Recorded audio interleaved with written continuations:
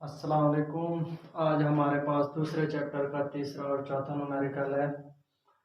तो हमारे पास तीसरे न्यूमेरिकल की स्टेटमेंट लिखी हुई है। A car velocity of 10 metre per second it accelerate at 0.2 metre per second square for half minute, find the distance travel this time and final velocity. यानी देखें, वो कह रहा है कि हमारे पास एक कार है जिसकी वेलोसिटी हमारे पास है 10 मीटर पर सेकंड से किया, और उसका एक्सेलरेशन, जिस एक्सेलरेशन के साथ वो हरकत कर रही है, वो हमारे पास है 0.2 metre per second for half minute, यानी हमारे पास जो आधे मिनट के लिए। और हमने क्या मालूम करना है बेटा? दो चीजें मालूम करनी है, एक तो डिस्टेंस यानी फासला, और दूसरी हमने क्या मालूम करनी है? Final velocity.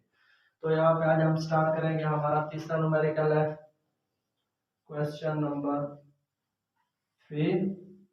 तो हमारे पास गिवन डेटा में बेटा कितनी चीजें हैं? गिवन डेटा गिवन डेटा में हमारे पास तीन चीजें हैं। कार की वेलोसिटी बेटा हमारे पास क्या होगी बेटा? वी आई इनिशियल वेलोसिटी उसकी होगी 10 मीटर पर सेकंड। साथ में कह रहा है कि उसका एक्सेलरेशन जो ए है हमारे पास वो कितना है बेटा? वो है 0.2 मीटर पर सेकंड स्क्वायर। उसके साथ कह रहा है फॉर हाफ मिनट्स, यानी टाइम हमारे पास कितना है बेटा?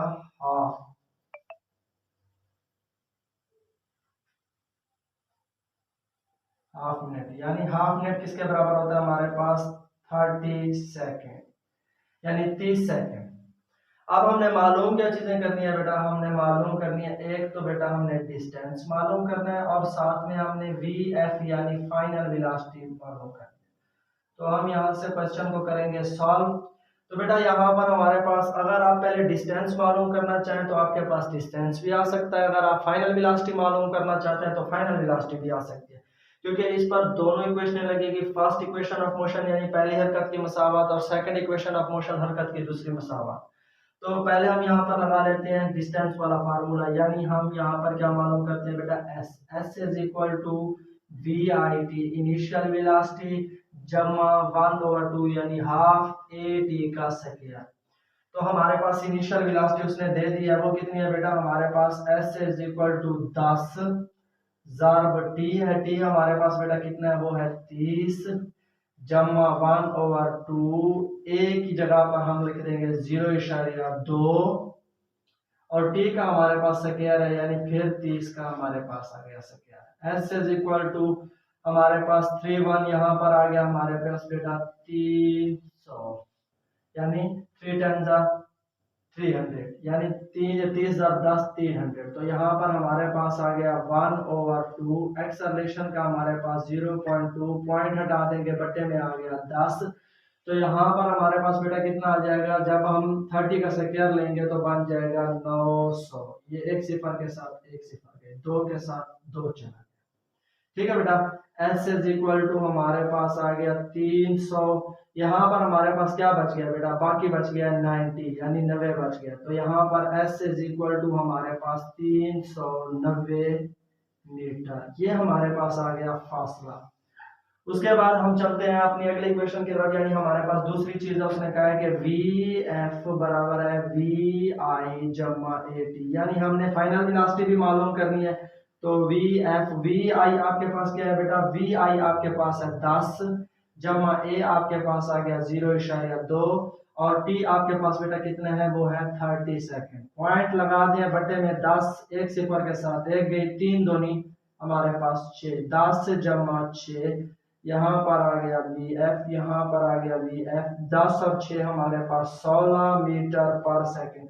बेटा एक चीज का आपने खास ख्याल रखना है, वो ये होता है कि आपने हर जो भी मिकदार को मालूम कर रहे हैं या जो भी क्वांटिटी को मालूम कर रहे हैं, साथ में यूनिट लगाएं, क्योंकि बेटा इसका हाफ नंबर होता है पेपर में, यानी क्वेश्चन पेपर जब भी आता है, यानी जो हमारे पास एनुअल एग्जाम्स होते हैं उनमें इनका हाफ नंबर होता है। अगर आप इसको नहीं लगाते यूनिट तो वो आपका हाफ नंबर या एक नंबर इसके मद में काट सकता है।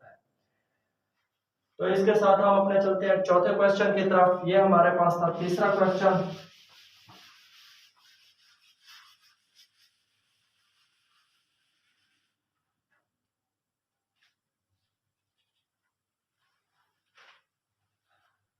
हमने यहाँ पर लिख दिया क्वेश्चन नंबर 4। तो क्वेश्चन नंबर 4 की स्टेटमेंट क्या है, यानी पहले चैप्टर का चौथा न्यूमेरिकल है, जिसकी स्टेटमेंट है a tennis ball is a hit vertically upward, यानी एक टेनिस बॉल को बेटा हिट लगाई जाती है, यानी वो ऊपर की जानिब जा रही है, उसकी वेलोसिटी हमारे पास 30 metre per second, it's take to 3 second, यानी वो 3 सेकंड का टाइम लेती है कहां तक पहुंचने के लिए, टू मैक्सिमम हाइट, ज्यादा से ज्यादा बुलंदी पर, point two calculate the maximum height, हमने एक क्या मालूम करनी है, उसकी बेटा मैक्सिमम हाइट मालूम करनी है, reach the ball how long it take to return the ground, यानी अब हमने टोटल टाइम भी मालूम करना है, यानी वो जब यहां से यानी जमीन से एक मैक्सिमम बुलंदी तक जाती है, उसके बाद दोबारा से लौट कर जमीन की तरफ आती है, तो हमने ये टोटल टाइम मालूम करना है कि वो कितना ले रहा है।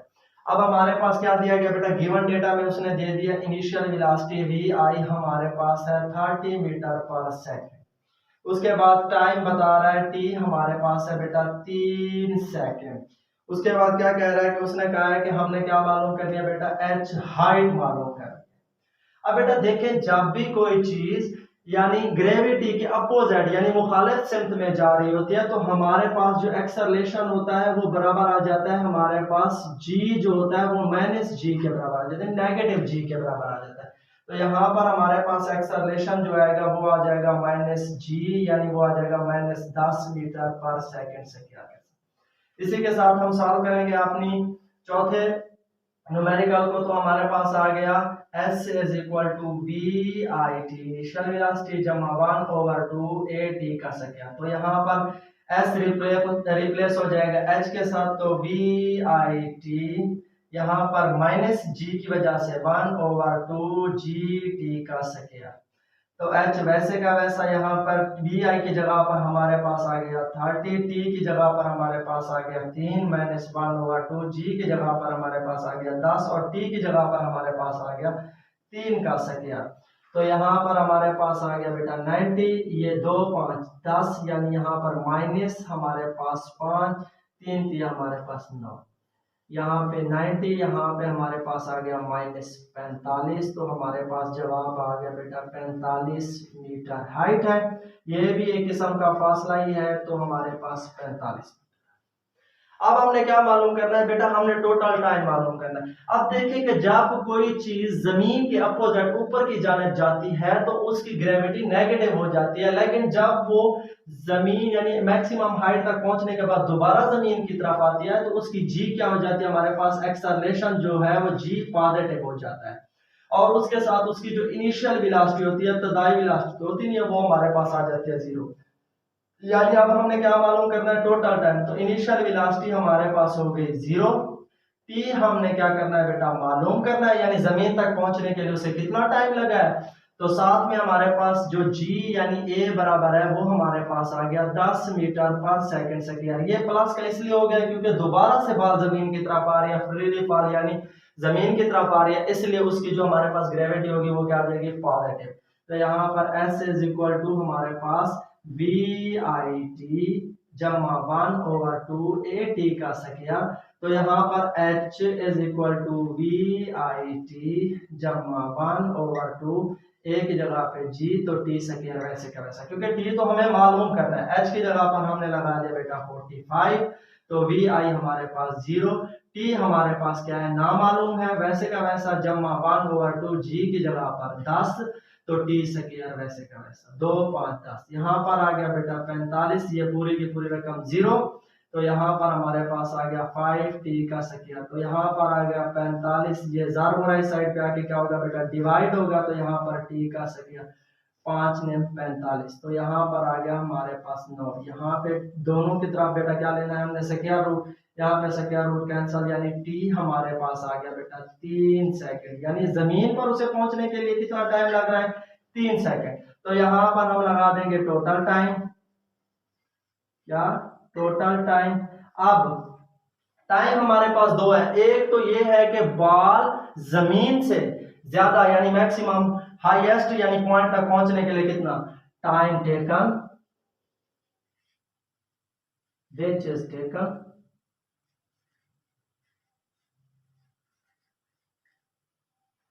to reach